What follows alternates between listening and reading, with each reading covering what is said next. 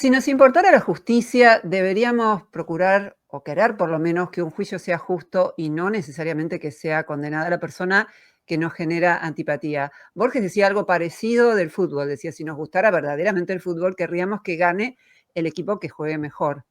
Hoy estoy con un equipo, un Dream Team, se diría, y vamos a analizar una sentencia, los tres la hemos leído, que es la sentencia de Julieta Prandi contra Claudio Contardi. Y estoy en este momento junto a Santiago Vanegas, juez penal. Hola Santiago, muchísimas gracias por venir. Tengo la voz fatal, así que voy a hacer lo que pueda. Perdón. Y estamos con Pablo Suárez de Lima, perito psicólogo forense. Hola Pablo, muchas gracias por venir. Gracias a vos, Tengo que Rosana. contar que es la segunda vez que grabamos esto, o sea que son, además de mi Dream Team, son unos santos. Muchas gracias por volver y esperemos que ahora sí podamos hacerlo. Yo voy a sintetizar para quienes no viven en la Argentina este caso. Julieta Prandi es una modelo y conductora argentina. Se separó hace algunos años de su marido, Claudio Contardi, y en un comienzo, en el Foro Civil, trataron de arreglar temas que tenían que ver con el cuidado de los hijos, y empezó a haber problemas porque el juez ordenó que existiera una revinculación del padre con los hijos, y 2 o 3 días después, Julieta presentó una denuncia penal diciendo que el marido la había violentado sexualmente, y pasaron algunos años, hace 2 semanas hubo un juicio, y Claudio Contardi fue condenado por abuso sexual con acceso carnal, gravemente ultrajante, agravado por el vínculo y reiterado a través del tiempo. Y a ver si me falta algo más de la condena, bajo amenazas y violencia psicológica, generando un grave daño a la salud mental de Prandi. Así dice la sentencia. En los medios de difusión, primero se supo que había habido violencia psicológica. Después, si uno hace una reconstrucción por fechas, puede ver que apareció la denuncia de que él había sido, no la denuncia penal, pero sí que él había sido Pai Umbanda, y todas las referencias que uno puede encontrar remiten a Julieta. Y después, bastante tiempo después, apareció en los medios de difusión la denuncia penal que acabo de detallar. Yo voy a comenzar haciéndoles la pregunta más general, más importante, que uno se puede formular leyendo una sentencia, y es si creen que queda probada la violación. Trato de usar la jerga judicial para que YouTube no nos embrome el video, pero bueno, de eso se trata. Quería preguntarle primero a Santiago y después a Pablo, si creen que tras la lectura de la sentencia pueden decir que la violación ha sido probada o no. Bueno, gracias Roxana por la invitación antes que nada. Un placer estar acá. Mirá, yo leí la sentencia, creo que tiene algunos errores, sobre todo lógicos o de razonamiento y argumentación jurídica, que luego podemos profundizar. También seguramente sobre esto va a profundizar Pablo algunas cuestiones de lo que hace interpretación de la prueba, sobre todo psicológica o psiquiátrica, que también por ahí es cuestionable. Pero más allá de eso, no creo que la sentencia en sí sea tan mala como otras que he leído. Creo que tiene algunas cosas que están bien construidas desde el punto de vista de la argumentación jurídica, y sin haber presenciado el juicio, obviamente, porque lo único que tenemos es la sentencia. Creo que contaban los jueces con elementos como para poder eventualmente llegar a condenar, más allá de estas cuestiones que luego en la charla podemos precisar un poco más, que creo que hay algunos errores y un poco preocupantes, digamos. ¿Cuáles serían esos elementos como para poder condenar? Me gustaría poder Bien, entender y que dijeras algo más puntual para ujú. entender, por favor, sí. Después vamos a Sí, Pablo.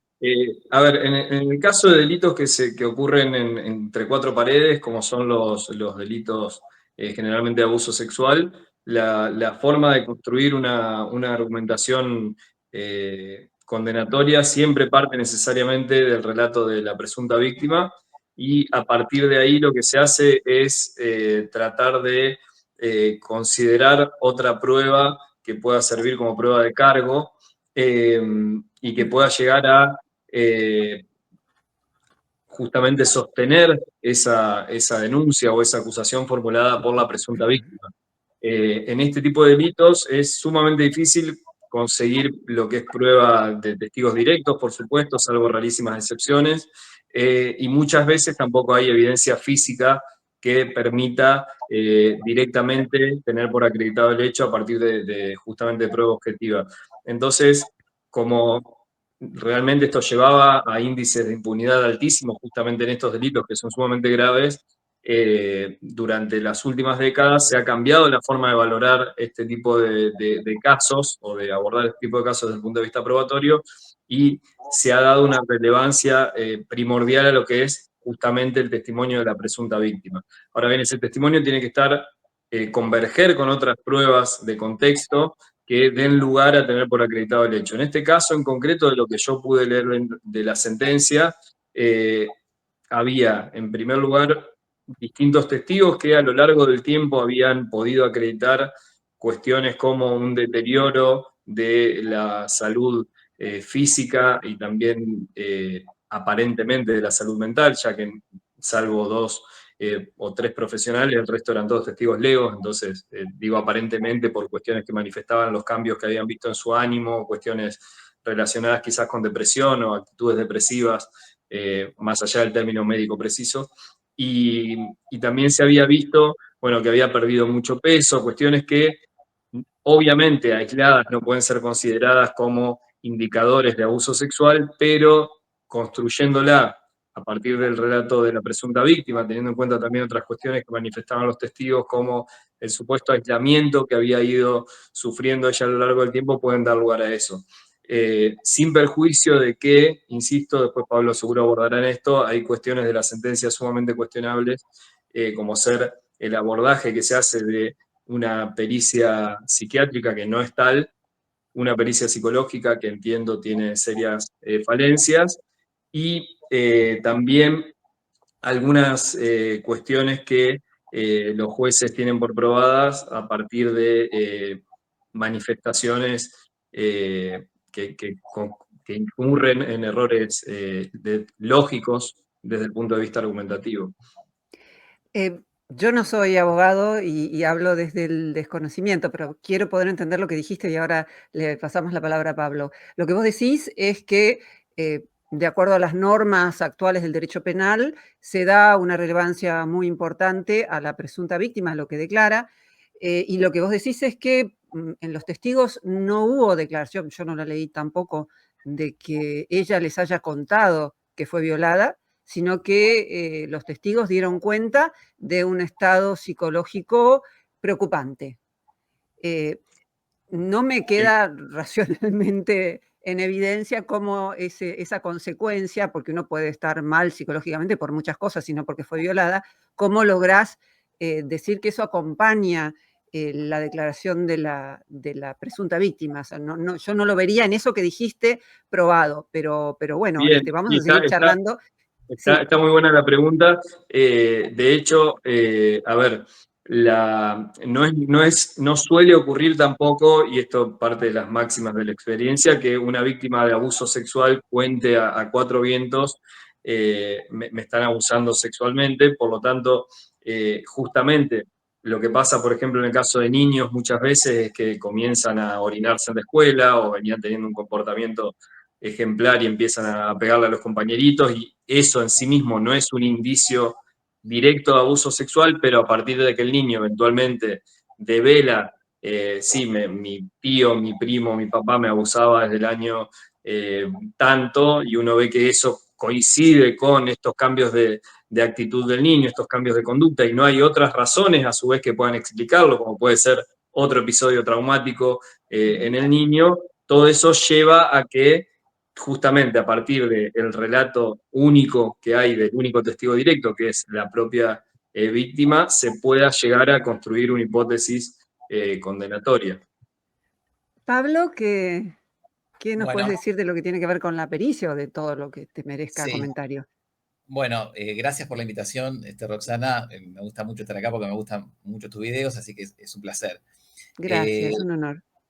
Mira, yo lo que veo es que no hay ningún elemento objetivo para que los jueces se basen en la sentencia que dieron, ¿no? Aquí no hay intercambio de chats que se podrían haber peritado, no hay pericias médicas de lesiones donde podría haberse visto algún elemento objetivo, solamente son dichos y emociones. En paralelo con lo que dice Santiago, lo que ocurre hoy es muy diferente a lo que ocurría hace menos de 100 años, donde lo objetivo era aquello que tenía que primar. Aquí es totalmente lo subjetivo. Entonces es creer en el relato. Es decir, los jueces creen en un relato y creen en las emociones que dice que los demás veían, ¿no? Incluso hay un párrafo que los jueces dicen, es inverosímil pensar que este grupo de personas, allegados, familiares, profesionales, utilizo otra palabra, pero sería como complotando contra el señor Contardi, ¿no? Como que el razonamiento no puede ser que todas estas personas estén complotando para perjudicarlo. Claro, pero hay otra opción. Quizás no es que estén complotando, quizás es que están convencidos, todas estas personas, del relato y de lo que observaban emocionalmente en Prandi. A partir de ahí esto les genera convicción. Ahora, prueba, de lo que podemos entender como prueba, no habría ninguna. Eso en términos generales. Si nos metemos en lo pericial, la única pericia que hay de forma oficial es la pericia que se hace de forma remota por Microsoft Teams y que no es multimétodo. ¿A qué me refiero que no es multimétodo? Es simplemente una entrevista de características clínicas donde no tenemos otros elementos objetivables que pudieran venir de un instrumento objetivo, como correspondería.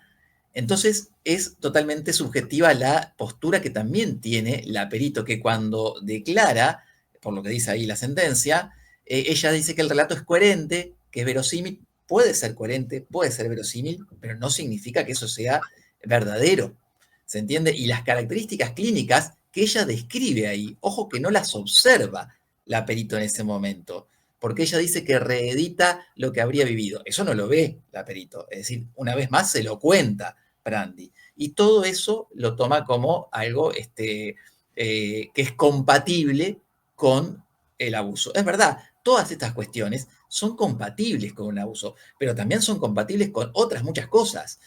Por ejemplo, con un problema parental, con un problema de querer separarse de alguien y que ese alguien no vea a los hijos. Todo eso también produce angustia, produce pérdida de peso, produce todo lo mismo que observaban los demás. Es decir, Prandi miente, no lo podemos saber.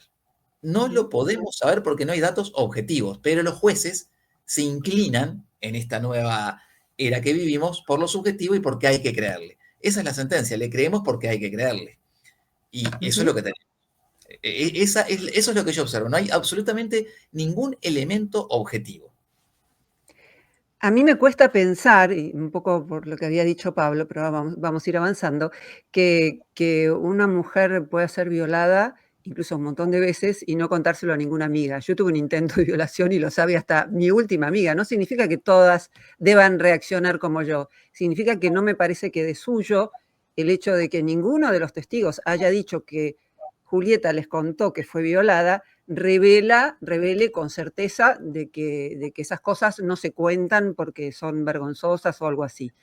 Lo que me parece es que si verdaderamente todo va a recaer en el relato de la presunta víctima, ya no queda presunción de inocencia, porque se supone que las personas siempre están diciendo la verdad y lo que se exigiría para tratar de complementar esa declaración, por lo menos a mi modo de ver, sería poco. Lo que quería un poco también preguntarle a Santiago es, dice la sentencia que fue violada 144 veces. Yo trato de imaginarme cómo es eso, cómo es la cuestión de la contabilidad. O sea, uno tiene un diario de violaciones, tacha 53 y pone 54 y los va enumerando. ¿Cómo es eso? ¿Cómo es que alguien puede pensar que es racional la cuantificación tan precisa, no? Sí, bueno, la cuantificación, eso que vos decís así con esa exactitud, la verdad que es llamativa. Es una de las cuestiones que a mí me llama la atención. El problema que yo veo acá también en cierto punto, y esto que decía Pablo, no surge, y esto, insisto, no surge de la sentencia. Ojo, pudo haber estado en el juicio y no haber surgido y no estar bien argumentado en la sentencia. Se ve muy poca actividad defensiva en este sentido, digamos. O por lo menos los jueces contraargumentan muy poco de lo que dice la defensa. A ver, en este tipo de casos, desde el punto de vista de la litigación, es muy peligroso pretender descansar en la presunción de inocencia, ir a decir, bueno, no, me, me están acusando falsamente y que la fiscalía pruebe y sino que me declaren inocente. Y en este caso, o pasa que el tribunal omitió referir a los descargos de la defensa porque solo vi 2 o 3 referencias muy puntuales a eso, o la defensa no tuvo una efectiva, una actividad de defensa efectiva, lo cual también es sumamente grave. Lo de la contabilización es algo que me llama la atención, por ejemplo. Hay también una cuestión, como te decía hoy, de errores, de falacias en la sentencia, por ejemplo, una falacia que se detecta mucho en este tipo de casos y que en esta sentencia también está, es decir, bueno, como el relato, a ver, hay una realidad, que si el relato no es coherente, no resulta apto para condenar. Ahora, que el relato sea coherente no implica que con ese relato se pueda condenar. Es la falacia de la afirmación del consecuente, digamos. Si es P, entonces Q, como es Q, entonces fue P, y no es así. No. A ver, un relato puede ser coherente porque Claro. realmente ocurrió, o puede ser coherente porque una persona con 2 dedos de frente lo armó, digamos. Y esto en el caso de niños quizás es un poco más difícil que un niño invente, aunque puede ser inducido también, y creer en su propio relato. Es un poco más difícil. Ahora, en un adulto, tener la coherencia como piedra basal para constituir una condena es un error lógico, porque cualquier adulto, yo te puedo inventar un relato ahora en 5 minutos y mantener la lógica y repetírselo a 50 personas, por más que sea el relato más inexistente o un hecho absolutamente inexistente, digamos.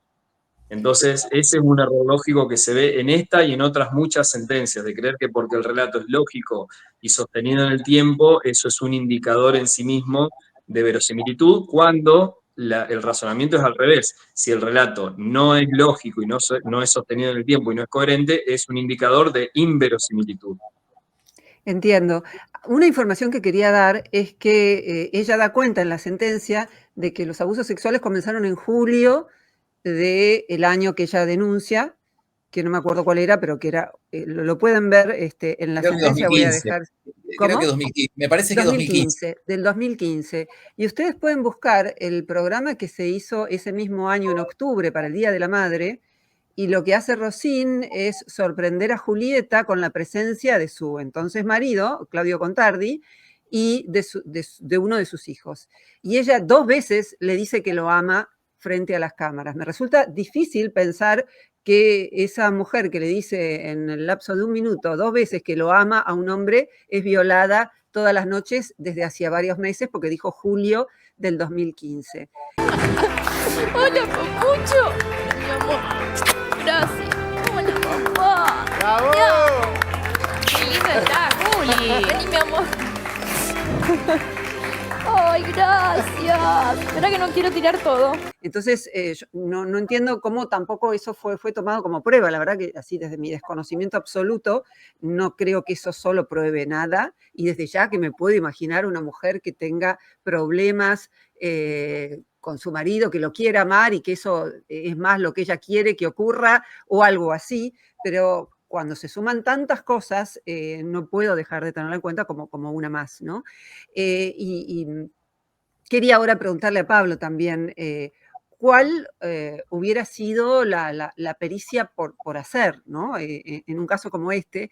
Y también me llamó la atención que ella dice que la obstetra sabía todo y que la psiquiatra sabía todo, y es obligación, hasta donde yo sé, denunciar si la obstetra o la psiquiatra sabían que ella era agredida sexualmente. Sin embargo, no lo hicieron. Entonces, ¿cómo ves esto, Pablo? ¿Y cuáles son los estudios que les deberían haber hecho? Bueno, es llamativo eso de esto que estás diciendo de que sabiendo no lo hayan denunciado. Habría que ver también en el juicio qué dijeron al respecto. Como dice Santiago, acá la defensa, prácticamente no hubo defensa, o la defensa que tuvo en el juicio seguramente desconocía mucha de la información que había en el expediente, me parece a mí. Ese aspecto es llamativo y contradictorio, además. Lo que vos decías, esto de que en el programa dijo eso, bueno, eso todavía, podría ser todavía que ella estuviese, vamos a suponer que sí sufriese los abusos, bueno, que estuviese dominada por su agresor y que dijera este tipo de cosas, podría ser. Lo que pasa es que aquí podría ser todo. Y cuando puede ser todo, no tenemos nada. ¿Se entiende? Ahora, ¿qué pericias se podrían haber hecho? En ella se podría haber hecho primero una pericia correctamente bien hecha, una entrevista investigativa con los instrumentos para evaluar el estilo de personalidad. Pero además, lo que no se suele hacer en las pericias de nuestro país, que esto de que sean multifuente o multimétodo, además considerar las características particulares. Ella es una actriz también, ¿verdad? Y eso pasa por alto en todo momento, ¿no? No es menor esto que decía Santiago, que puede decir algo de determinada forma aprendido hasta el punto de creérselo. Entonces, se pasan muchas cosas por alto. De todas formas, aún con una pericia bien hecha, así como no existe un perfil de agresor sexual, tampoco existe un perfil de víctima de abuso. ¿A qué voy con esto? Que las informaciones que podemos obtener de las pericias psicológicas no tienen el valor que popularmente se creen, ¿no? Hay que hacer otro tipo de investigación, hay que estudiar esa pareja, ¿no? Algo más psicosocial, es decir, la historia de la pareja, los vínculos que tenían de amistades con los hijos, eso va a revelar mucho más a la investigación que una entrevista aislada sin la información que tiene el perito, y todavía de esta forma pésimamente hecha, dando una mala información al tribunal. Y esto es también lo que tendría que haber visto la defensa, porque lo ven ustedes en la sentencia, tanto el perito como el psiquiatra dicen que ella dice la verdad. Y ningún profesional de la salud mental, sea el clínico asistencial o el perito, pueden afirmar que alguien diga la verdad o que miente, ¿no? Pero ellos dicen, se lo dicen al tribunal, que Julieta dice la verdad. Y el tribunal puede tomarlo esto, porque viene de profesionales, es decir, ahí falta la otra parte de explicar esto. Nadie puede afirmar sobre la verdad si no vio los hechos. Solamente aquel que haya visto los hechos podría llegar a decir si es verdad o mentira, ¿no? Entonces, fíjense en que le dan una información fraudulenta, no falsa, falaz al tribunal. Eso está ahí en la sentencia, ¿eh? Entonces, ¿qué se podría haber hecho? Una correcta investigación. Eso es lo que se tendría que haber hecho, mucho más que descansarse en pericias. Son delitos o presuntos delitos a puertas cerradas, donde no saben qué hacer y delegan entonces en la psicología, creyendo que la psicología va a ser reveladora. Este es el problema que tenemos con estas causas, de creer en los relatos y además de tener una hiperpsicologización, es decir, esperar que la psicología va a revelar cosas que no puede revelar. Hay como un exceso de, perdón, de psicologización en nuestra sociedad y en realidad creo que lo decías respecto a los operadores de la justicia en particular, es decir, que hay un exceso Sí. de psicología en la justicia. ¿Dirías esto? Sí, en nuestro país, en general, aquí existe la idea de que ir al psicólogo es mejor que no ir, y aquel que tiene más años de tratamiento está en mejor estado que aquel que fue pocos años de tratamiento. Y el que no fue, pobrecito, no tiene capacidad introspectiva, lo ven como... Eso es de nuestra cultura. Bueno, esto cae también en la justicia y se le otorga un poder, hoy por encima incluso de la psiquiatría. No estoy diciendo que la psiquiatría tenga más poder, lo que estoy diciendo es que las cosas cambiaron. Antes los psicólogos eran testistas, estaban en segundo plano, hoy tienen todo el poder. Eso también se ve en la ley de salud mental. Pero además de esto, quizás habría que examinarlo un poco, además está sostenido en un psicoanálisis, que sabemos que el psicoanálisis no tiene el rigor científico de una ciencia, entonces ya estamos parados sobre cimientos podridos, ¿no? Y si esto lo llevamos a la justicia, es un riesgo creer que de allí hay ciencia. Me gustaría, ya que mencionaste el alegato de la defensa, o por lo menos los argumentos de la defensa, compartir algunos de ellos. Si quieren los podemos comentar cuando lo deseen. Yo tomé nota de algunos. En primer lugar, informar que se cambió de abogado 2 días antes del juicio y que se trató, hasta donde entendí, de posponer el juicio por eso y no lo aceptaron, ¿no? Difícil que un abogado que tomó un caso tan complejo en 2 días pueda construir una buena defensa. Dijo el abogado en el alegato, ¿no? Tenía por acá el nombre del abogado, se me fue, pero bueno. Dice que el testigo que presentó Contardi fue un solo testigo, que fue el hombre que estaba en el ingreso del country en el que vivían, porque el argumento de Julieta era que él la tenía totalmente controlada, que él la llevaba y la traía a todos lados y que ella no podía moverse con autonomía. Y este único testigo que presentó la defensa lo que dijo es que ella circulaba libremente en remises, que él la vio muchísimas veces ir y volver en remises. Después, el alegato también dice que se habla de un grave daño a la salud de Julieta y que esto no queda demostrado porque las enfermedades tienen nombre y ahí no se le puso nombre a ninguna enfermedad.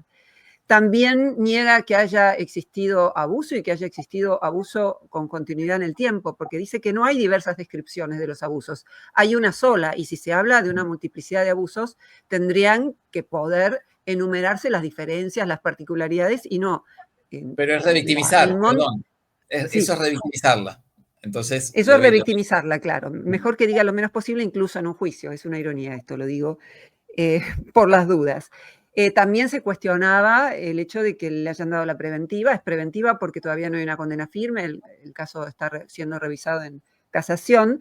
Y decían que había peligro de fuga porque no había suficiente arraigo, porque él no tenía familia, lo cual es completamente falso. Tiene familia, tiene madre, tiene una pareja y había sido padre hacía 20 días. Tenía mucho arraigo como para no fugarse. Y sin embargo, el argumento para decir que podía declararse la prisión preventiva por peligro de fuga era que es una completa mentira, eso sí que es claramente observable.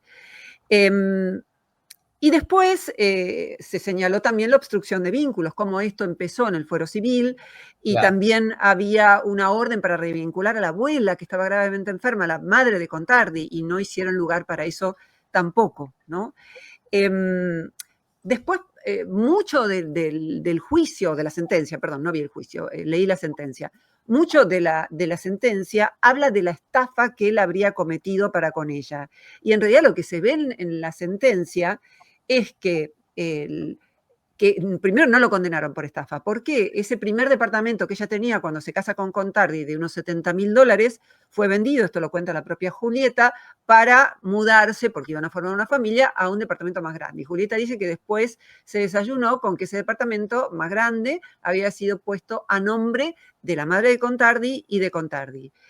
Pero lo que no dice Julieta es que la casa de Martínez fue, por lo menos lo que dice Contardi es que él puso a nombre de ella la casa de Martínez, que es donde transcurrieron todos los hechos. Una casa grande también donde vivieron con la familia durante muchos años.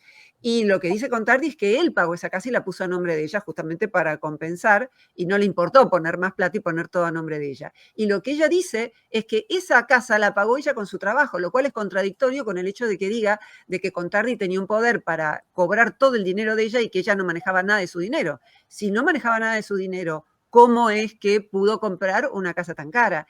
Esa contradicción no está en la defensa, probablemente una defensa que hubiera tenido más tiempo de estudiar el caso la hubiera visto. Todas las propiedades siempre han estado a nombre de la señora Prandi. Es decir, que llegó a la sociedad conyugal con $77.000 y hoy se está yendo con el 1000% de ese capital inicial. Sin embargo, insiste que ha sido estafada. Pero tampoco se lo estaba condenando por esto, que si no era un juicio, hasta donde yo sé, no se lo culpaba por estafa. Sin embargo, en los medios de difusión y en la sentencia misma, lo que vemos es la voluntad de convertir al tipo en un monstruo. Claro, y nada se habla del tema por el que se lo acusaba, que era la violación. Eso es lo que a mí me resulta francamente inexplicable, ¿no? Lo del Umbanda, que también dio un montón de reportajes diciendo que él era Umbanda, cualquier fuente que uno busque, en internet pongan Umbanda, Prandi, todos los caminos conducen a Julieta. La que dice que era un mal, pero además tampoco se lo estaba juzgando porque era un mal, era como un elemento, a mi modo de ver, que ella utilizó para convertirlo a él en un monstruo y decir que tiraba animales muertos en la casa, no hay ninguna evidencia de eso. Entonces, lo que a mí me sorprende también, porque si bien no soy abogada, sí me ocupo de la argumentación, de eso se ocupa la filosofía, es ver qué poco se argumentó en favor de lo que se debería demostrar, que es que hubo una violación. Yo entiendo que son los delitos, los casos llamados en derecho casos difíciles, ¿no? Y hay muchos y todos los delitos que transcurren en cuatro paredes lo son. Pero insisto en que del sentido común nada más yo puedo decir que eso tendría que estar complementado con otras cosas y no lo veo. No lo veo, Y no sé qué es piensan. llamativo además, perdón, esto de que Contardi sea estafador, abusador, también abusador de uno de los niños, supuestamente, porque también toman como elemento los dichos de Julieta de una cámara Gesell que le habrían hecho al niño de 7 años, y los jueces, sin ver la cámara Gesell, le toman credibilidad a lo que habría dicho en esa cámara Gesell relacionado con el caso, ¿no? Es decir, Contardi es todo. Se había hablado también de una secta que formaba, es decir, se construye realmente un monstruo.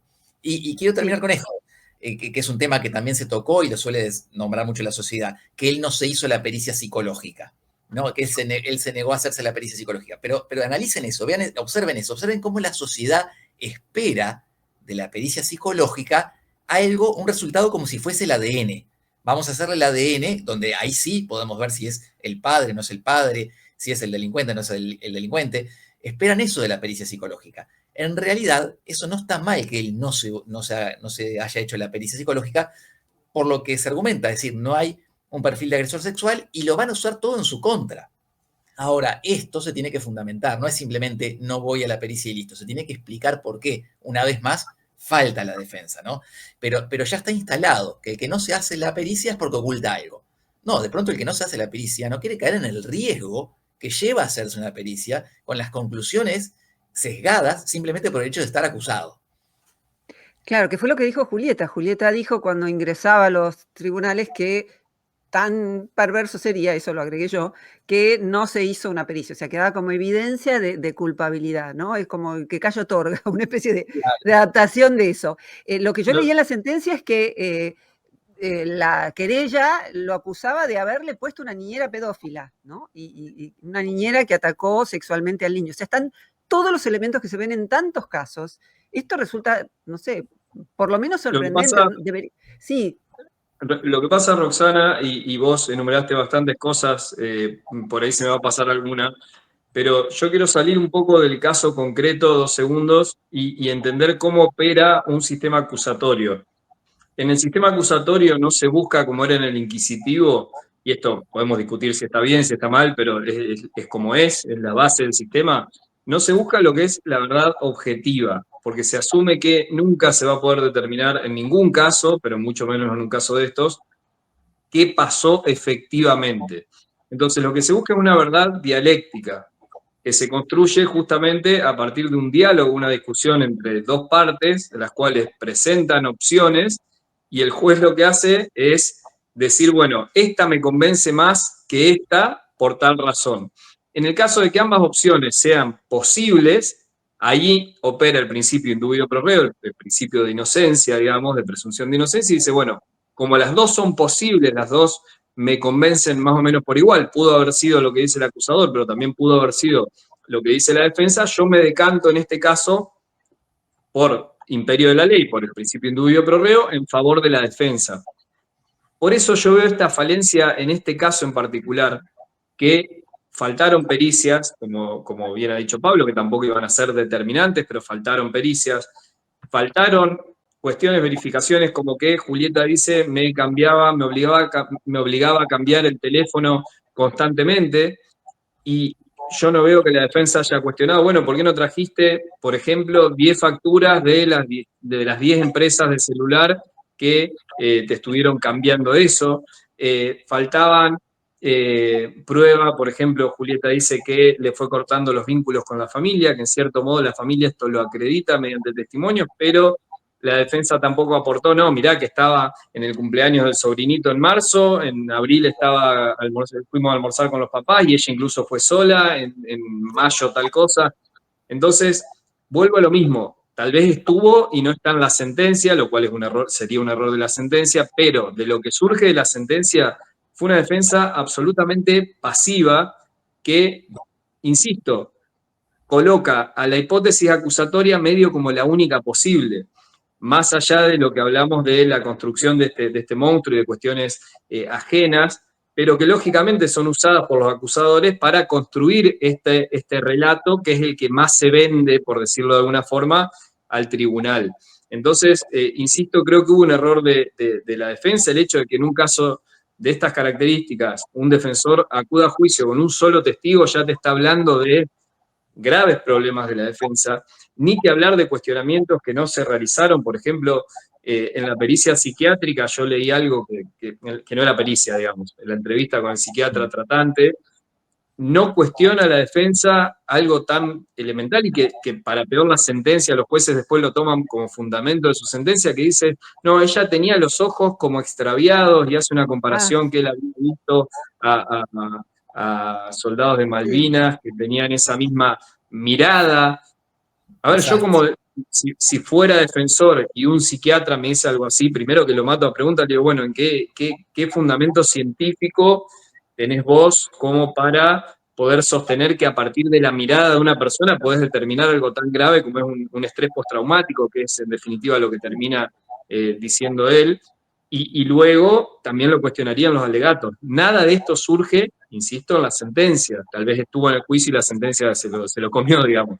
Pero entonces yo creo que hay un error de lo que se puede ver, de lo que uno lee de esas, creo que son 70 páginas de la sentencia, hay un error también por parte de los defensores de no haber planteado una hipótesis alternativa seria y razonable. Igual Claro. voy a poner un voto en la defensa de la defensa, porque le preguntaron al psiquiatra, ¿qué quiere decir usted con que ella tenía una mirada especial? Como queriendo preguntarle si eso era un diagnóstico o qué, porque eso era algo de lo más subjetivo e impreciso. Y la respuesta del psiquiatra fue, el que vio esa mirada lo sabe. Sabe cómo es, claro. El que vio esa mirada lo sabe. Lo que pasa es que en un vuelvo juicio dicho a lo eso no mismo. significa nada. Y además, como quería agarrarse de algo un poco más objetivo, dijo, sí, unos colegas y yo lo investigamos hace algún tiempo, no dijo ni dónde lo publicó, ni con quién lo hizo, ni nada. Claro. O sea, fue para Bueno, mí en esa pregunta revelado que se mandó cualquiera. O sea, sí, tiene una esto en cierto mirada. modo, esto en cierto modo yo creo que surge, los abogados tenemos en general una suerte de soberbia, digamos, en cierto modo, de creer que sabemos un poco de todo. Y yo creo que también es un error no interrogar a un perito, a un psiquiatra en este caso, valiéndose del apoyo de un profesional de la psiquiatría o la psicología. Claro. Necesariamente cuando uno va a contrainterrogar a testigos de cargo, o si sos querella, testigos de descargo, pero testigos profesionales, testigos expertos, necesariamente lo tenés que hacer con el apoyo de un técnico en la materia que sea un psiquiatra, un psicólogo, un ingeniero o lo que fuere, porque justamente te permite no solo advertir estos errores así como una pregunta al pasar, sino profundizar mucho más en eso y poner en evidencia ante el tribunal que lo que está diciendo el psiquiatra en este caso es una barbaridad. Pero insisto con el tema de la verdad, eso me parece lo peor de todo. Lo peor de todo es decir que ella dice la verdad. Eso es gravísimo. Entonces estamos cayendo totalmente en una inquisición, ¿se entiende? Es decir, creer en esta subjetividad, en esto que no es ciencia, ¿no? Y insisto con eso, yo siempre les digo lo mismo, ustedes observen los juicios de otros países, van a ver que los psicólogos y psiquiatras puntualmente van al tribunal, ¿no? A decir cosas muy puntuales, y en nuestro país es un desfile de psicólogas y psicólogos y psiquiatras de todos los lados, ¿no? Tanto por la defensa como por la querella, dando opiniones muchas veces contradictorias, totalmente subjetivas, y de eso se valen los jueces, ¿no? Así es como estamos.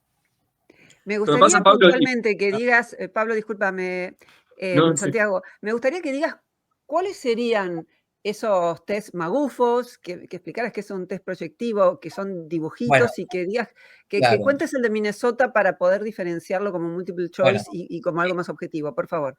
en este caso en particular hubo solamente una entrevista, reitero eso, ni siquiera estuvieron los dibujitos, nada, o sea, solamente una entrevista, nada más. Y bueno, ella argumenta ahí que tiene sus limitaciones, pero que las superaron, pero no dicen cómo las superaron.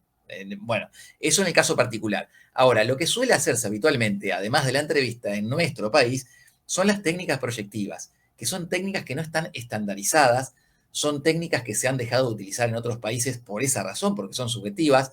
Estados Unidos dice que si el perito las utiliza, debe advertir al tribunal sobre el subjetivismo que tiene y entonces de esa forma se evita.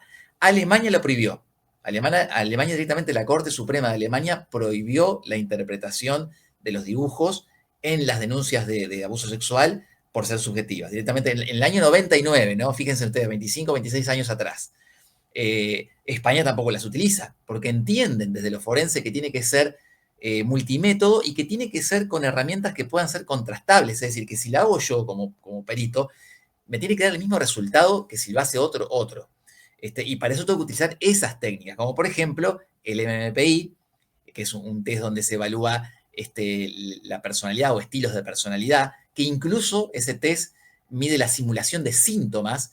Ese es otro error del perito, tampoco habla de la simulación de síntomas, la posibilidad de que esté simulando un síntoma, que es la materia forense por excelencia, tampoco se habla de eso. ¿Y cómo lo descarta? Porque ¿cómo puede ella descartarlo en una entrevista que tuvo por videollamada? Descartar la posibilidad de simulación, descartar la posibilidad de que estuviese con terceros en esa charla, ¿no? Vuelvo con otra herramienta que tenemos aquí en Argentina, que es ICCP, es otro instrumento más corto, más práctico todavía, y todavía inventado aquí en Argentina en el 2020, el ICCP, se utiliza, el Cuerpo Médico Forense en Nación lo utiliza, hace la entrevista y aplica esta técnica. ¿Qué es? ¿Qué es, por favor? Es un inventario, de ahí viene la I, un cuestionario, un inventario donde hay frases que son sentencias, como por ejemplo, tengo mal carácter. Tengo que poner si es falso o verdadero en una escala. Estoy totalmente de acuerdo, parcialmente de acuerdo, en fin, ¿no? Ese no es el de Minnesota, es parecido al de Minnesota. ¿No? Es muy similar, es similar. Ah. Es similar, pero más breve, porque el de Minnesota es muy largo, es extenso, Claro. es agotador. Este es más breve y está hecho aquí, se puede aplicar en forense también, es decir, tenemos instrumentos en adultos más que en niños, ¿no? En nuestro país mucho más que en niños. Entonces se podría haber hecho algo mejor, pero aún así, insisto, aquí la clave estaba en estudiar la historia del caso y eso nos iba a conectar con las denuncias que habían previas, con el conflicto de pareja previo que había, ¿no? Y ahí se podía la defensa haber creado una teoría del caso explicando que esta denuncia de abuso aparece como un impedimento de contacto, como un último manotazo de ahogado, ¿no?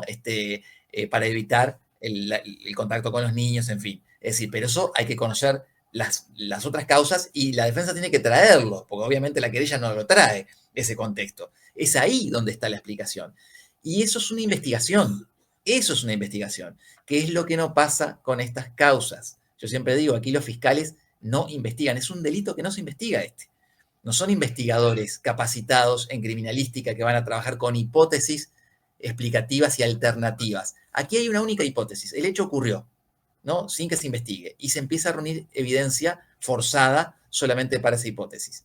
Yo he leído en una sentencia, perdón, que el juez, de un sistema acusatorio no inquisitivo, en donde el juez ordenaba al fiscal investigar y no hacer copy-paste de la querella, ¿no? Que es lo que vos estás diciendo. No investigan. Perdón, que te interrumpo. No, claro, no se investiga, porque la investigación es eso, el trabajo con hipótesis, es decir, tomar lo que dice Julieta como una posibilidad, pero también como lo contrario. Pero además, como son estos delitos difíciles de determinar, también considerar que quizás no haya forma de probarlo, ni una cosa ni la otra, lamentablemente. Son diferentes hipótesis, pero esa es la cabeza del investigador, y aquí no tenemos investigadores. Insisto, acá es un fiscal que toma y lo delega en pericias psicológicas, ¿no? Algún estudio ambiental, ¿no? Por algún trabajador o trabajadora social, y nada más. Y los testigos, que obviamente los testigos de la defensa van a hablar maravillas del que está acusado y los de la víctima, que es una pobre víctima. y nada más. Esto es en todas las causas. Insisto, perdón, Pablo, Sí. no, que hay una cuestión que es fundamental lo que dice Pablo, que la Fiscalía generalmente tiene esto que Chaya llama visión de túnel, digamos, ven que esta es la única hipótesis y apuntan todos los cañones hacia ello, y está mal porque el fiscal debería ser objetivo, debería tener varias hipótesis y tratar de juntar evidencias para todas ellas y ver hacia dónde, y después luego decir, bueno, no, estoy convencido y voy para este lado acusatorio, y si no, incluso el mismo fiscal archivar el caso, lo que fuere, pero la realidad no es esa. Entonces, lo que pasa en la práctica no es por la razón que sea, porque los fiscales están sobrepasados de trabajo por falta de recursos, por el motivo que sea, y dicen, bueno, no me voy a poner a investigar otras cosas, voy para lo que quiero conseguir, que es una condena.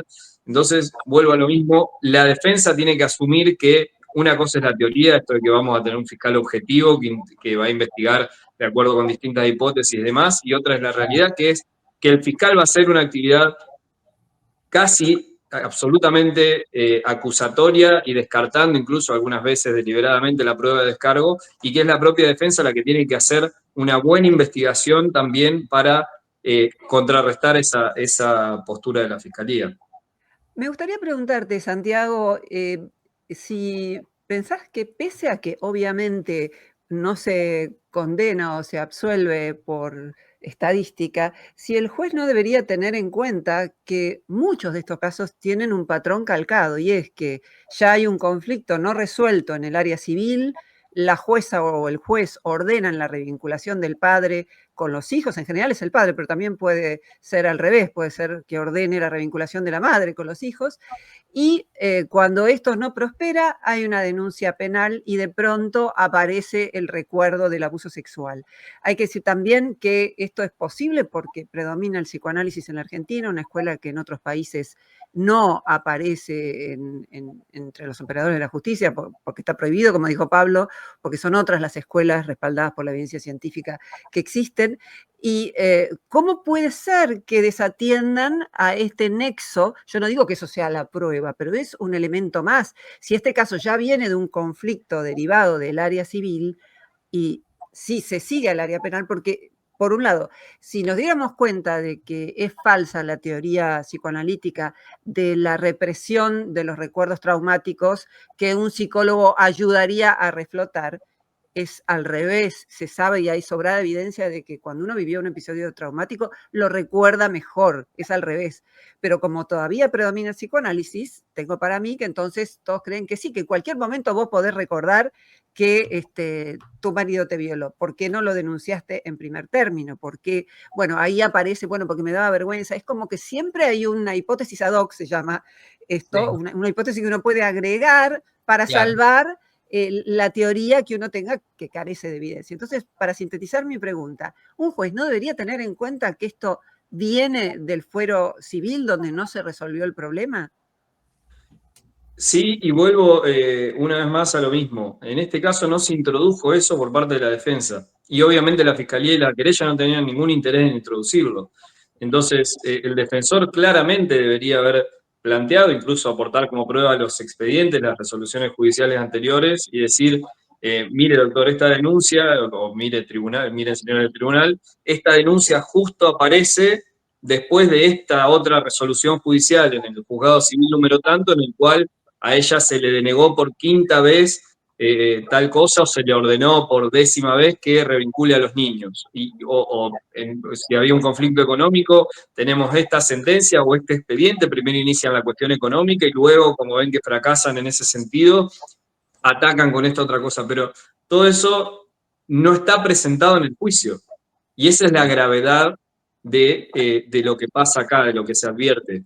Que en ese sentido, por eso digo que la sentencia no me parece tan mala, en el sentido de que los jueces no pueden ellos decir, no, pero acá tenemos que tener en cuenta que había un conflicto de tal y cual característica en el fuero civil, porque es algo que no se aportó en el juicio, y algo aparte que era de una prueba sumamente sencilla, porque bastaría con que lleven, insisto, una copia de la sentencia de fecha tanto. Entonces, vuelvo a lo mismo, falta eso, y esto claramente es un problema de la defensa, que puede obedecer Por supuesto, esta cuestión de que la defensa asume 2 días antes de que se desarrolle el juicio, pero son cuestiones, insisto, que no se le aportaron al tribunal. Por algún lugar aparece que él quería un juicio por jurados, pero no sé si su abogado no le informó acerca de esta posibilidad o qué fue lo que pasó. Tampoco yo soy muy optimista porque conozco casos como el de Martín Moncayo, en donde hubo un jurado popular y están muy influidos también por toda la información pública. Y acá no puedo dejar de decirlo.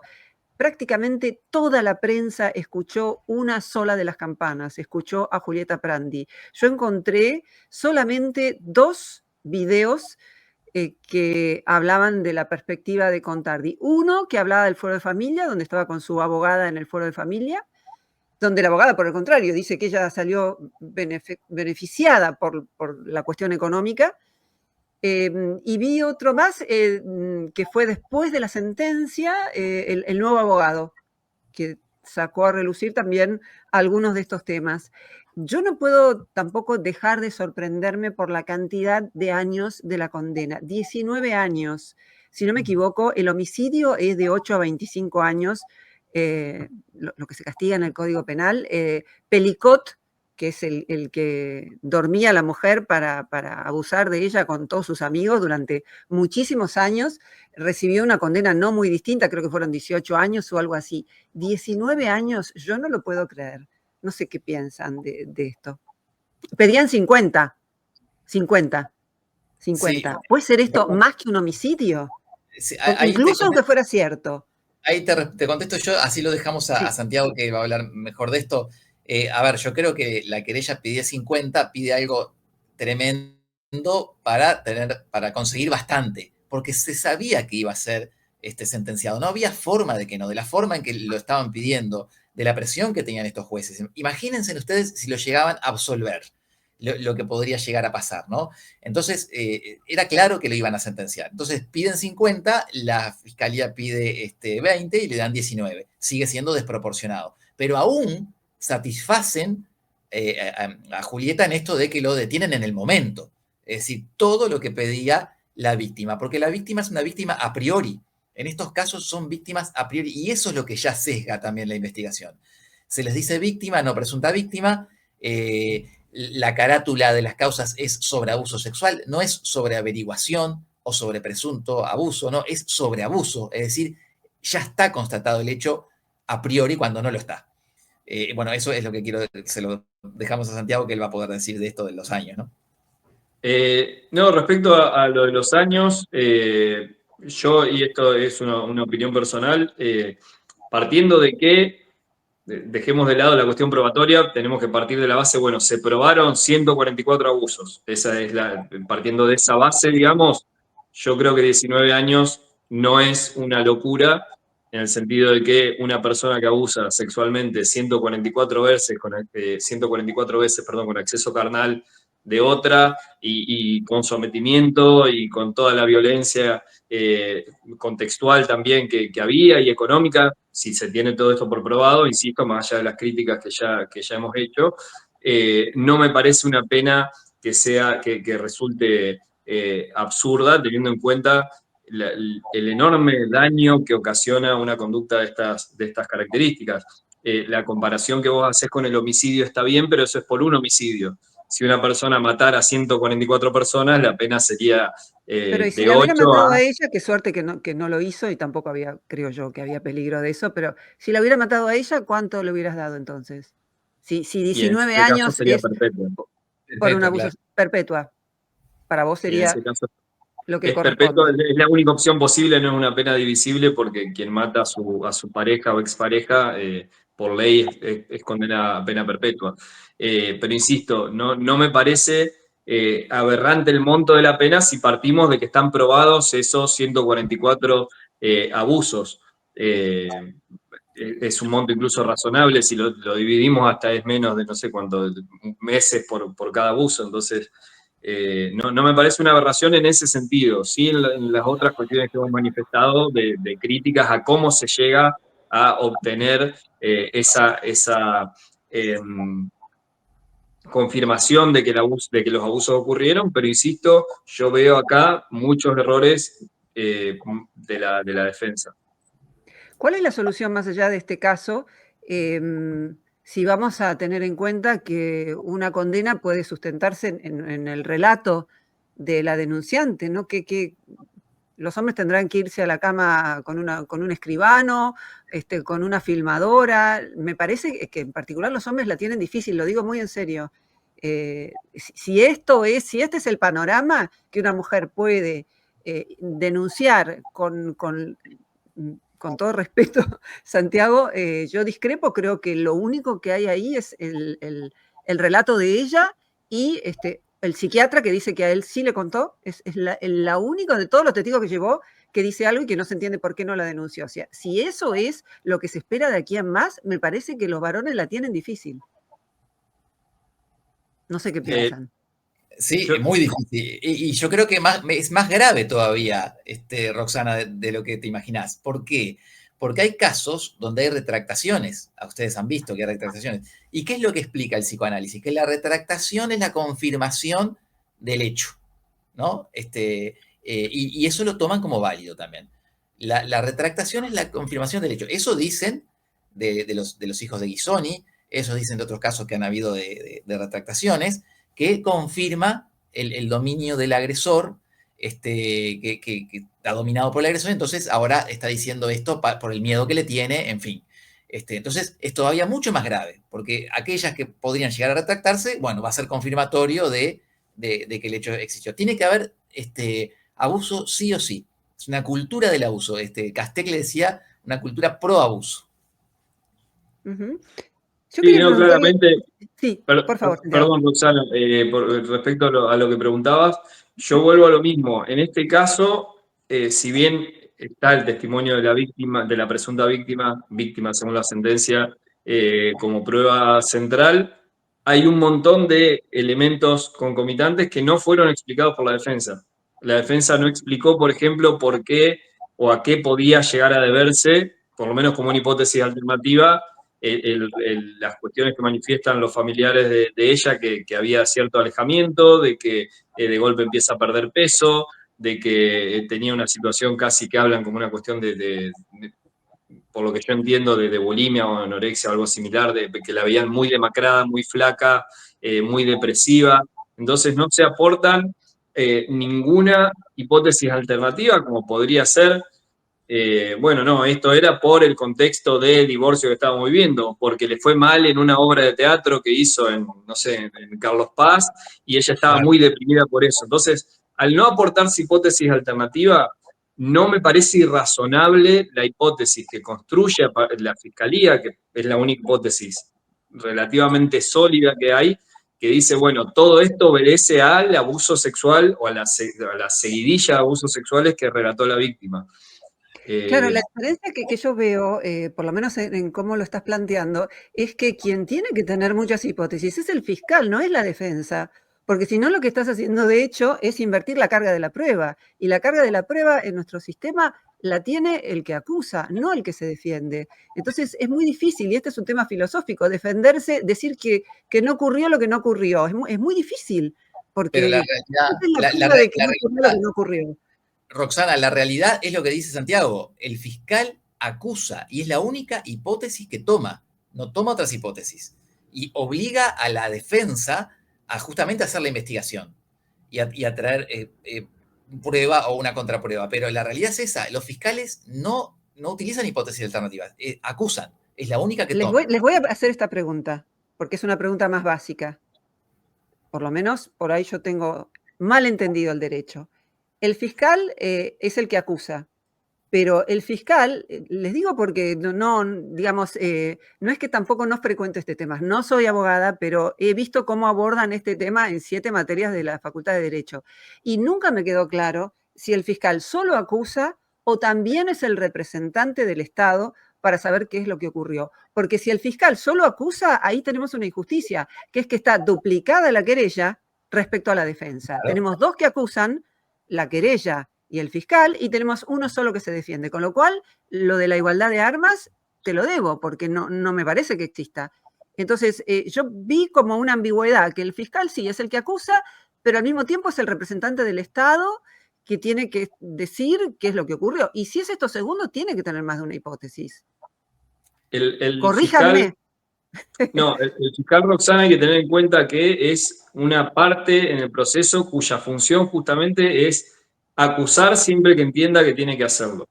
El fiscal es objetivo, tiene que ser objetivo, aunque a veces no lo sean, pero no es imparcial porque de hecho su propio rol de parte le impide ser imparcial. Entonces, el fiscal muchas veces, a ver, ¿en qué consiste el deber de objetividad del fiscal? Que si tiene diversos testigos y algunos le son favorables a la defensa, tiene que tener como planteadas hipótesis y tiene que hacérsela conocer a la defensa. El fiscal no le puede ocultar al defensor evidencia de descargo con la que cuenta. De hecho, es una causal de destitución para los fiscales proceder de esa manera. Ahora bien, el fiscal no va a hacer en un sistema acusatorio jamás el trabajo de la propia defensa. Si el fiscal parte, evalúa, debería por lo menos evaluar en un primer momento, bueno, yo tengo la posibilidad de que esto sea una causa armada, por ejemplo, ¿no es cierto? Pero también la posibilidad de que lo que la víctima me diga, la presunta víctima, la denunciante, sea real y encuentra suficientes indicios para sostener su hipótesis acusatoria, es su rol ir por ese lado. Por eso, la importancia de que la defensa cumpla su rol. El fiscal nunca jamás le va a armar una hipótesis alternativa con pruebas ni va a investigar en favor de la defensa, y está bien que no lo haga porque no es su función. Justamente la idea de un sistema acusatorio es dos partes que luchan dialécticamente proponiendo hipótesis. Tres partes, perdón, dos a favor de la acusación. Esa es mi manera de verlo. Si es como vos decís, para mí es un sistema injusto, porque hay dos que acusan y uno que se defiende. Y eso no es igualdad de armas. Lo que pasa es que no siempre hay querella, pero si hay querella, es junto con la fiscalía. En estas causas la realidad es esa. Siempre van alineadas fiscalía y querella. Entonces sí, claro, la defensa queda en cantidad de protegido, claro, obviamente. Sí, esto es una discusión larguísima que hay en el derecho, digamos. De hecho, cuando se empieza a ver la figura de querellante, si corresponde o no, si en qué carácter, si no existe justamente esta desigualdad de armas. Muy resumido, y perdón los abogados que estén viendo esto porque van a decir, te lo digo muy a grosso modo, lo que se considera es, bueno, como las dos hipótesis, las dos partes acusadoras sostienen en definitiva la misma hipótesis, no hay tal desigualdad de armas. En la teoría al menos, vos estás contraponiendo una hipótesis por la acusación y otra hipótesis por la defensa. Entonces, en definitiva, se están enfrentando dos hipótesis distintas.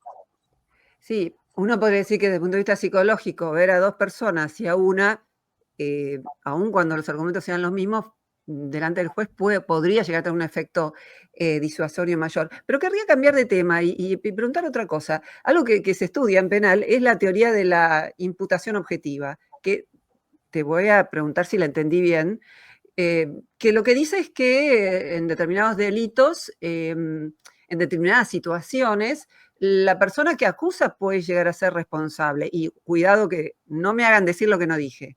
Por ejemplo, un ejemplo que dan es que si una persona fue accidentada, o sea, la atropellaron en una carrera de autos y estaba parada donde se supone que no tienen que estar parados los espectadores, bueno, ella es parcialmente responsable y no puede pretender entonces que lo acusen y lo condenen al automovilista.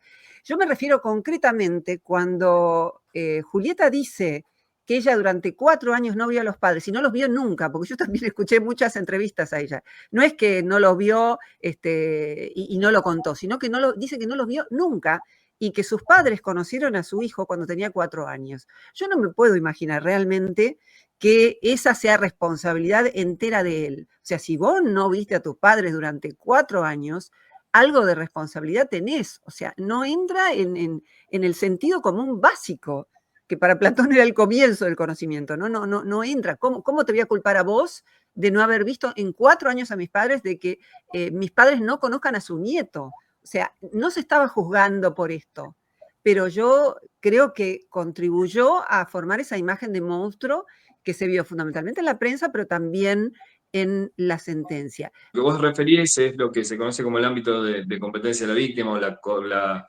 corresponsabilidad de la víctima o lo que fuere. que sí, es este caso que decís vos, bueno, la víctima está teniendo una parte de culpa.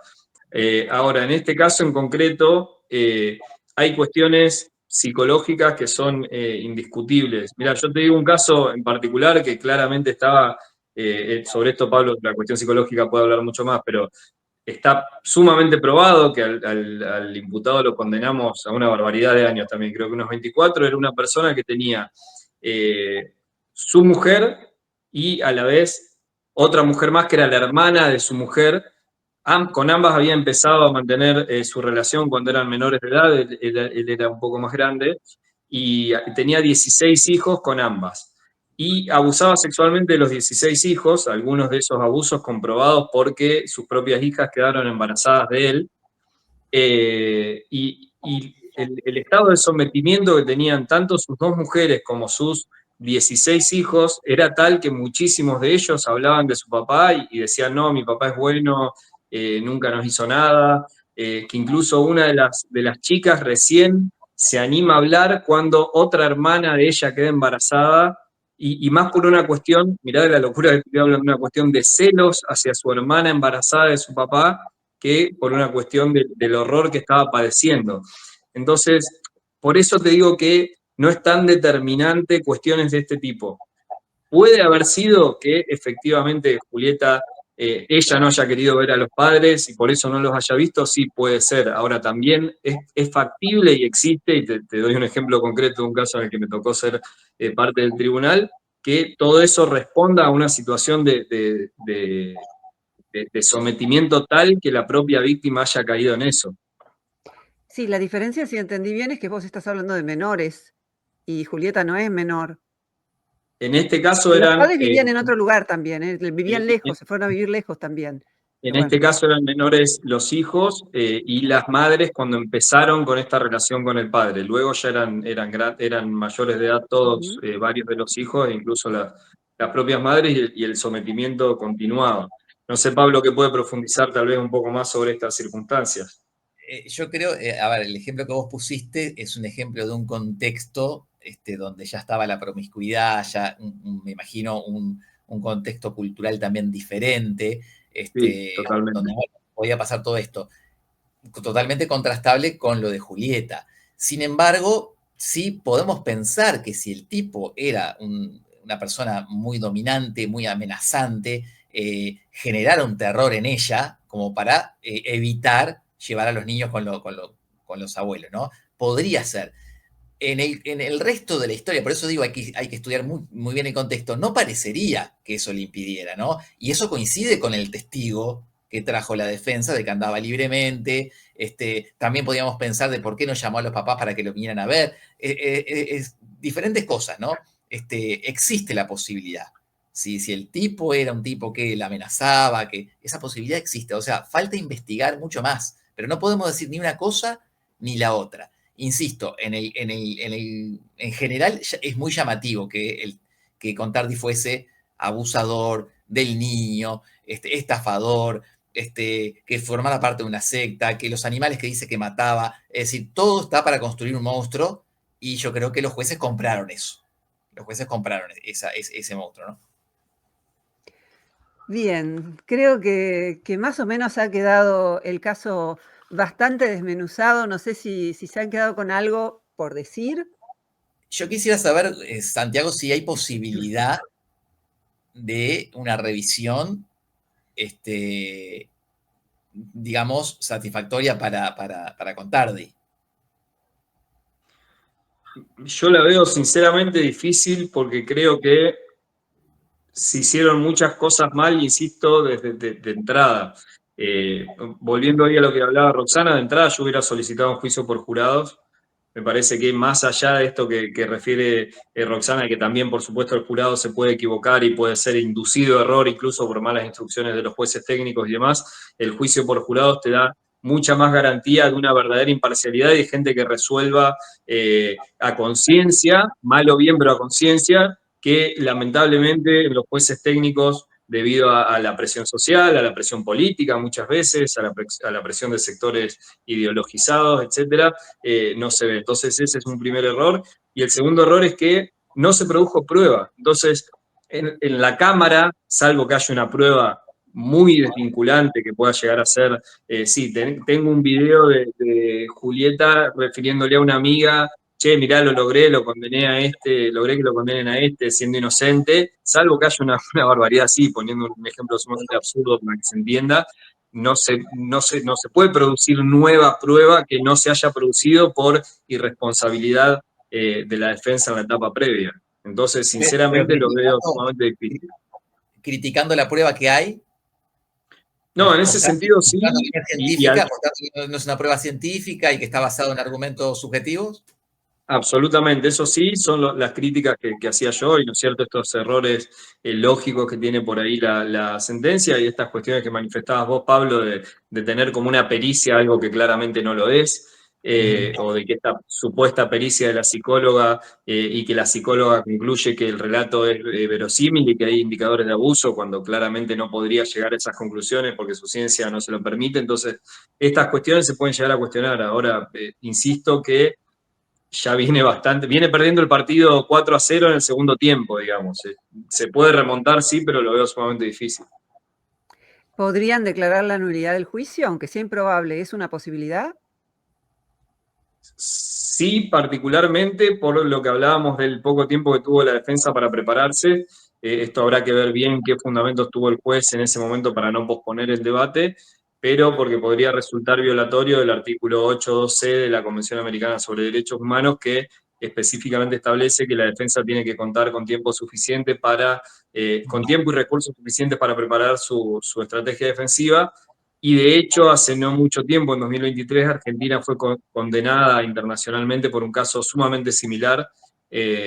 Así que en ese sentido se puede llegar a pelear eventualmente la nulidad del proceso, ya sea en instancias nacionales o incluso ante tribunales regionales. Yo voy a decir algo que es demasiado especulativo, ¿no? Tómenlo como eso.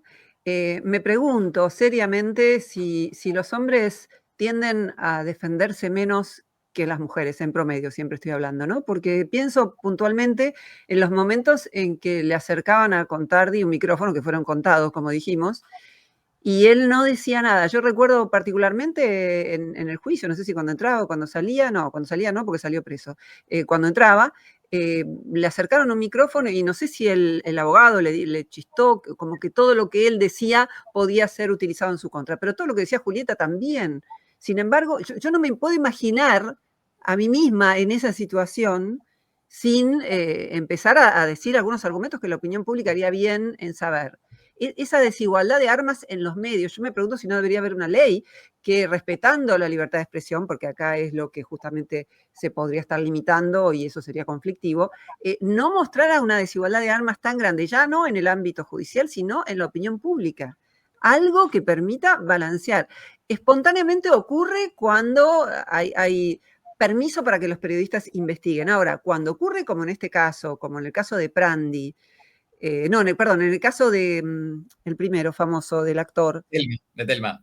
Telma Fardín, que recuerdo, no sé dónde había opinado, en qué diario había opinado yo, que me llamaron todos los medios un mismo día. Y fui a varios sin problema, pero fui a una radio en la que, hablando respetuosamente, me echaron directamente. O sea, no se podía hablar en contra de Telma en ese momento. No era en contra de ella, sino era en contra de lo que en ese momento se estaba presentando como el caso. Y realmente creo que algo habría que hacer, porque no puede ser que ante la opinión pública, que también ejerce fuerza en el juez, fuerza sí, para que sean congruentes ambas voluntades, no se haga nada. Recuerdo lo que está publicando Marcos Barceló, un abogado en Facebook, que justamente dice eso: los jueces son muy influenciables por la opinión pública. Claro, entonces, si nada hacemos respecto a la opinión pública, también ahí habrá una gran desigualdad de armas. Sí, Pablo. Sí, yo creo que sin evitar la libertad de expresión, eso es importante, no coartarla, determinados términos. Por ejemplo, esto, de no llamar la víctima antes de una sentencia y no llamarlo de agresor sexual, como pasaba con Ghisoni, que pasó cuando comenzó el caso, que lo trataban de abusador. Eso sí, eso no debería tratarse así hasta que no esté una sentencia, porque está direccionando a la opinión pública y está repercutiendo en los jueces. Y termino con esto. Fíjense ustedes qué importante lo que se dice y lo que no se dice en medio del juicio, porque si bien Contardi no habló nada, lo poco que habló fue muy utilizado en su contra, cuando él dijo que todos los abusos eran con consentimiento, ¿no? Y todo el mundo dijo, esto es un lapsus, ¿no? Esto es un lapsus que tuvo, donde está justamente revelando, la misma Julieta también lo dijeron todos, porque aquí se cree en el psicoanálisis, se cree que uno que capaz que se equivoca simplemente con una palabra, porque está con el tema del abuso, lo están acusando de abuso, y él quiere decir que sus relaciones fueron consentidas, y se le escapa esto, bueno, lapsus que confirma en realidad lo contrario, ¿no? ¿Se entiende? Entonces es muy, muy peligroso lo que se pueda decir en el camino, porque va a ser usado en contra del acusado, y lo que diga Julieta va a ser a favor. Coincido, pero a la vez también creo que, y no tengo nada contra la defensa de Contardi, pero creo que puede ser un error de la defensa también no dar a conocer su campana. Vuelvo a lo mismo, uno entra a jugar absolutamente de visitante, por poner términos futbolísticos, a un juicio en el cual llega, como decía Pablo, con un monstruo construido de un lado, una víctima absolutamente vulnerable del otro, que pudo haber sido así o no, pero en la opinión pública y en el peso que esa opinión pública tiene por los jueces, se ingresa muy mal un juicio en estas condiciones, sin conocer la campana de una parte, porque hasta razonablemente la gente puede decir, bueno, a ver, te están acusando de algo tan aberrante como que cometiste 144 abusos sexuales contra tu mujer, no decís nada, vos te quedarías callado ante esa circunstancia. Entonces, insisto, pudo haber habido acá un error también de comunicación. El poder de la palabra es altísimo, y dar a conocer la versión del imputado para mí es fundamental también, como vos referiste, como hacen algunos abogados, incluso a través de redes sociales o lo que fuere. Es que es estratégico eso también. Eso es También, estratégico absolutamente. y Julieta lo hizo. Julieta lo hizo sabemos, con un estudio de abogados que es el líder en el manejo de los medios, ¿no? Absolutamente. Entonces, sí, y que tampoco, a ver, y que tampoco está mal si una persona, partamos de la hipótesis de que fue abusada 144 veces y dice, yo a este tipo quiero que lo condenen y voy a hacer todo lo que esté a mi alcance para que lo condenen, y está bien que lo haga. Lo que está mal es que la defensa no haga lo contrario. Sin duda. Lo que yo veo problemático, sobre todo cuando se trata de que el caso, o cualquier caso, no estoy hablando del de Julieta, sea presentado ante la opinión pública, es que muchas veces los hombres no quieren que su imagen se vea lesionada. Conozco un caso concreto, no voy a decir el nombre y no lo voy a decir nunca, de un hombre que fue sobreseído en un juicio, había participado en una orgía y la chica después se arrepintió y dijo que él había abusado de ella. Y fue sobreseído, pero ni sus padres lo saben, ni lo saben sus alumnos. Él da clases en una universidad. Y como me había mandado su caso, él mismo me había escrito, pensé que quería que se divulgara. Y me dice, mirá, no lo saben ni mis padres, no lo saben. Digo, entonces no digamos tu nombre, y yo tampoco puedo hablar de un caso así porque creen que me lo inventé, digamos. Te lo inventaste. ¿No? Sí, obvio. Claro, entonces, pero yo entiendo perfecto. Es más, me dijo, no, bueno, pero tratando de tu canal, sí. No, le digo, mira, no me parece, sí, no lo saben tus padres, no lo sabe nadie. Y eso tiene una razón de ser, y es que de un minuto para el otro, en un escrache, un hombre pierde todo, pierde su buen nombre, su imagen, pierde absolutamente todo. Por eso algunas sentencias son bastante alentadoras de escraches que no han tenido su correlato en un juicio. Bárbara Peñalosa se llama la abogada que ganó un juicio en donde habían abierto un comentario de Twitter para escrachar hombres, ¿no? Y hubo un juicio ahí en donde tuvo que pagar bastante plata la chica que abrió esa cuenta para escrachar varones así, incluso menores, a tontas y locas. Sí. El caso de Johnny Depp, más famoso Claro, aún, el caso de Johnny Depp que básicamente fue un caso de un escrache de ella en una revista de Amber Heard contra Johnny Depp, y terminó en lo que terminó. sí. Que también fue un caso muy alentador en este sentido. Sí, creo que con el tiempo estas cosas van a por lo menos van a moderarse y creo que está pasando eso ya. El caso Guisoni tuvo un efecto impensado en la prensa y creo que muy de a poco esto está empezando a cambiar. No quería dejar de mencionar el Instagram de ambos. Ambos están en Instagram, Santiago Vanegas y Pablo Martínez Suárez de Lima. Me gustaría mencionar el nombre del libro de Pablo, que a mí me gusta mucho, lo estoy leyendo, se llama Actuación Profesional del Perito Psicólogo de Parte, aunque parece algo muy técnico, se entiende y lo recomiendo enormemente. ¿Podemos recomendar tu paper, el que me mandaste hoy, Santiago? Sí, todavía no está publicado, pero ¿No sí, está publicado? pero en Bueno, breve seguramente se va a publicar, así que decinos sí. aunque sea el tema, Sí. si podés. ¿Podés el tema? El título es Culpable hasta que se demuestre lo contrario, y justamente analizo la jurisprudencia acá de las cámaras de apelación de Santa Fe, muy mala a mi entender, en el cual de 11 casos de abuso sexual en los cuales la primera instancia había resuelto la absolución, la Cámara directamente, sin realizar otro juicio, condena en 10, lo cual me parece aberrante. Y bueno, y analizo justamente eso. Buenísimo, buenísimo. Uno los puede después buscar que se publiquen en Google Académico, ¿no? Seguramente por ahí van a aparecer si alguien quiere leerlos. Y también tenés un canal de YouTube, Santiago, que lo empezaste hace no mucho y lo recomiendo fervientemente, así que lo pueden encontrar ahí. ¿Y vos estás en Instagram, en YouTube también, Pablo?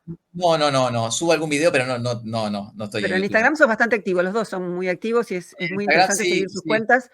Así que los recomendamos fervientemente. Y les agradezco tanto por su tiempo, que hayan venido 2 veces para hacer esta entrevista. Unos santos realmente, una calidad humana que no se encuentra tan a menudo, así que no saben cómo se los agradezco. Ha sido un gusto tenerlos aquí para discutir este caso. Muchas gracias, Roxana. Muchas gracias, un gusto para nosotros. Gracias. Será hasta la próxima. Hasta la próxima.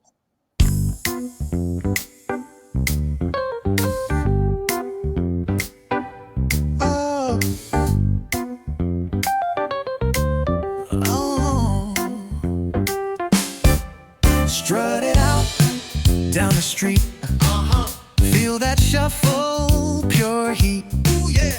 With the bassline snapping, grabbing my feet. Come on, that's the groove we can't be beat. Move it, shake it, take your time. Ooh. Elastic vibes, it's feeling fine. The Rhodes is singing, the clavinet's tight, make you dance all day and night. The air is heavy with that soul. Rhodes pianos playing its role. Wah echoes deep and wide. Slide with the rhythm, enjoy the ride. Clap your hands now, stomp that ground. Stomp, stomp. Feel the shuffle in every sound. Get down. We're all caught in the magic sway. Grooving like it's our favorite day. Snare snappy, bass so tight. Boom, boom. Kicks the shuffle, sets it right. Melody so lush, a dreamy vibe, come on.